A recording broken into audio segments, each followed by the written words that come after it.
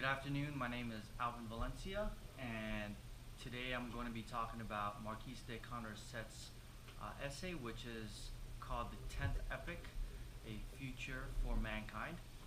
And I've retitled it here as Into Visions of Mankind for Mankind, so I do apologize if you can't see very well.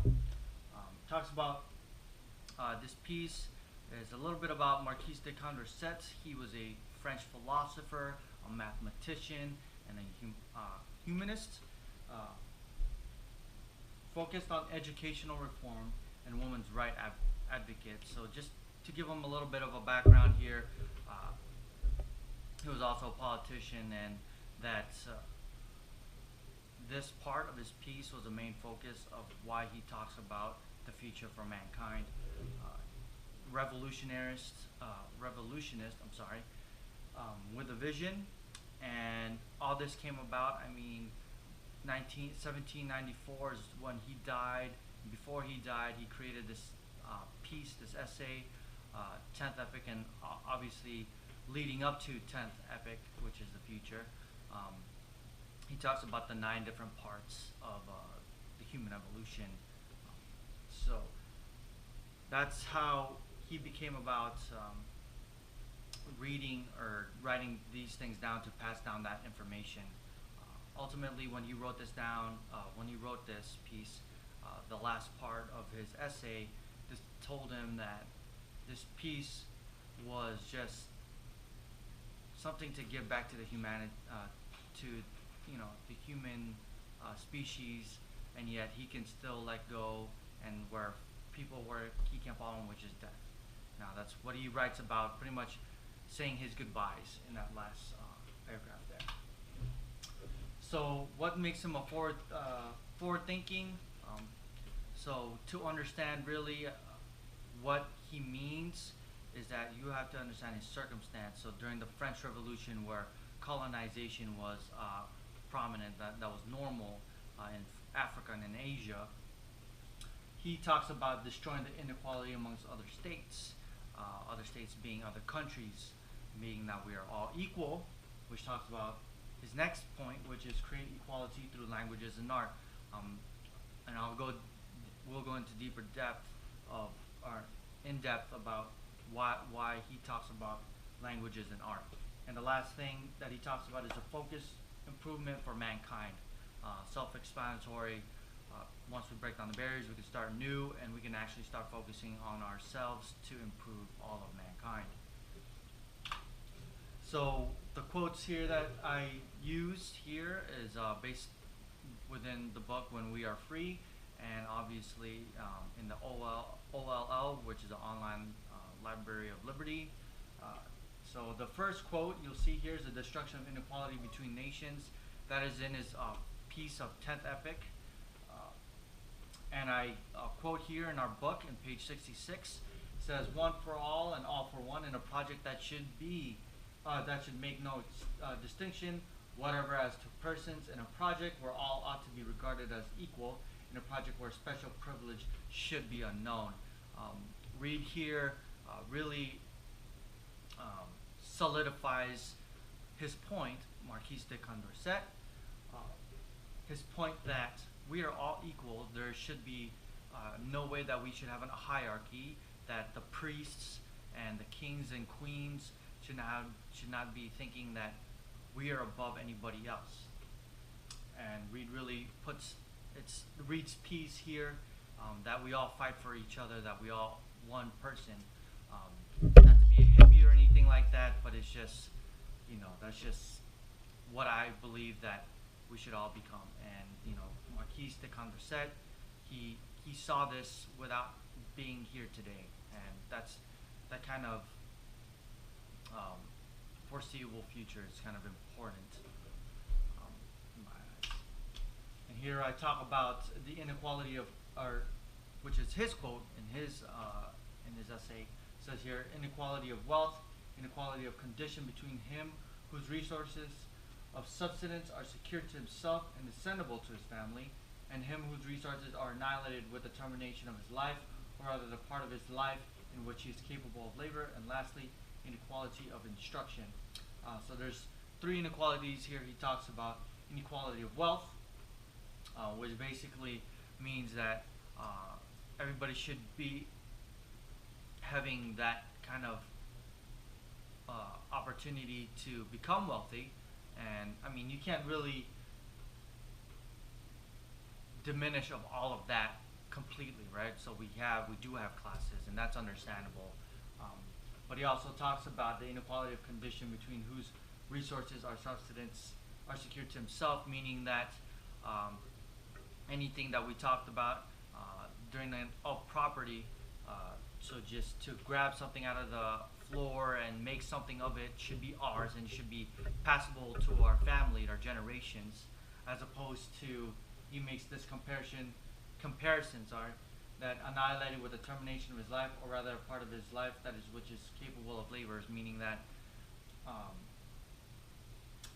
that there's other countries that don't have that, that once they die they can't keep what they've made, and that he says that kind of inequality needs to also be destroyed. uh, and inequality of instruction, feeling that uh, you should be learning because you're a king, you should be learning all of these things, and but because you're poor, let's say you grew up in a poor neighborhood, you can't have the same equal instruction or that kind of education, which is why he sees his first step is trying to destroy all of these inequalities uh, in France. So a part of that being the opposite side of the, or I wouldn't say opposite side, but in the French Revolution, he was one of those that opposed those aristocrats. Unfortunately, it didn't work out for him, but that's what he was trying to create is equal opportunity for education. The next point I talk about is that the progress, or that he talks about, is the progress of equality in one and the same nation. Um, so let's go talk about that a little deeper. He goes in depth about the inequality of education, right? Because he was building this reform in the French during the French Revolution. He didn't quite make it, but he believes that inequality of all of that, everybody should have the same kind of education. Not saying that everybody learns the same way, but that give that opportunity to them, so that we all become literate, and so that we all can understand each other and develop one another to, you know, for the betterment of the human species. So with a title to perfect freedom and the uncontrolled enjoyment of all the rights and privilege of the law of the nature, equally with any other man. Locke talks about that. It's also in our books. But Locke talks about it, saying that we're all born of freedom, so we should all have the equal opportunity to learn all these things. Not saying that you should withhold that because you have more money or you have more wealth. It'd be the next step of his, I would say, reform or the betterment of the human evolution here, because we understand that he wants to develop the sciences, the art, printing, and all other things that require education, right? He wants to build those up and let it become known worldwide. And I can't. All I can say is that in today's world, we do have a tool like that, which is used as, the internet. Thankfully for the internet, because we have widespread of that kind of communication, that universal language that he talks about in his essay. It's easier for us to, how do I word this? It's easiest to understand other languages or other cultures, because, I mean, to be honest with you, I think it would make the world a lot of a smaller place. And that's giving control to more of the individual, having them to learn, leave it up to himself to learn how he wants to learn. And he wants to just give that opportunity to everybody else. So we talk about the units in the past. There's another quote here. The units pass from the state of perfect independence to a state of mutual dependence. And as fast as they do this, they become united in a society rightly so called, as Herbert Spencer, page 244 in your book, talks about. What this means is that we, once we give the power to ourselves and that freedom to learn, that kind of independence that we talk about, the state of mutual independence, also talks about that equality amongst the nations that he talks about. So the state of mutual dependence can only develop each other rightly, like develop each other simultaneously. Excuse me. Um, so, in order for mankind to move forward, we need to perfect ourselves or pursue to perfect ourselves, so that in that way, others can help us. For example, if I'm running a marathon and I'm struggling, right? But it's a race amongst everybody else.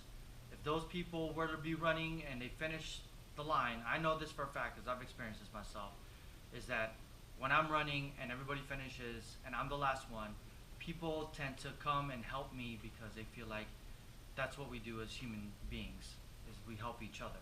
And that's what he talks about here, meaning that that's what kind of effect that it has once we have that equality.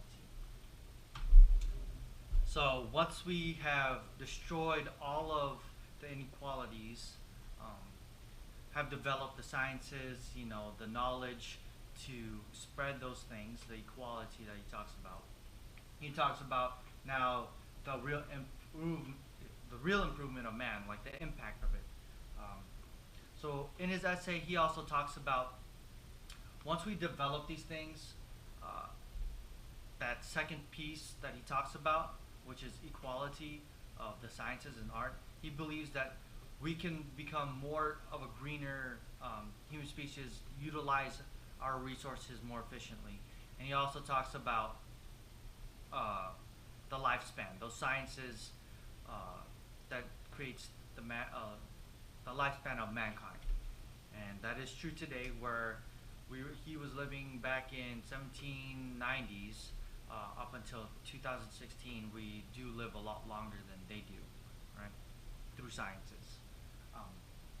So I do quote this, that if we plan for people, we must plan for individuals, because it is the only kind of people that there are. We also have to understand that although equal, we are still different and we are still unique. And because of that, focusing on the individuals, then we have that power to, be more cohesive than in uniform. We work together in groups a lot better than we work by ourselves, right? And that's in page 4 of our book by Williams, Roger J. Williams. And the last piece here that he talks about, that I touched a little bit about, which is the smaller portion of ground that will then be made of produce, a proportion of provisions of higher value or greater utility. Basically, what this thing is saying, what this quote is saying, is that Condorcet sees that if we were all to become efficient in our sciences and communication and art and distinguishing all of inequalities, as I talked about a little bit earlier, we become more of a greener society, as in we become more efficient in the things that we do. We pursue the absolute perfection of the individual, and that kind of outwardly, I wouldn't say outwardly, but by doing that, we affect the planet in a way that we can become greener. So continue here, a greater quantity of enjoyment will be procured at a smaller expense of consumption, meaning being more efficient using less effort. The same manufactured or artificial commodity will be produced at a smaller expense of raw materials. Great example is synthetic leather instead of the real leather, right? Or will be stronger and more durable. Every soil will be appropriated to productions which will satisfy a greater number of wants with the least labor and taking with the smallest quantities. So that being more efficient. So he here sees that in the future, once everything that he talks about has been accomplished. And that's what the real improvement of man is, what he sees. And with that being said, he did die in '94 in prison, or well, actually he was executed by guillotine. So here is a picture of his death. But he did write that piece, and I does it change my perspective? A little bit, right? Where does it come from? I think reading the 9 parts, 1 through 9, is interesting to read and to see how that leads up to his 10th epic, or his 10th part. Is It's kind of awesome to read. I don't know. So there you have it. If you got any questions, email me. I would gladly to look it up if I don't know the answer and research it. Thank you very much, and it was great having you guys.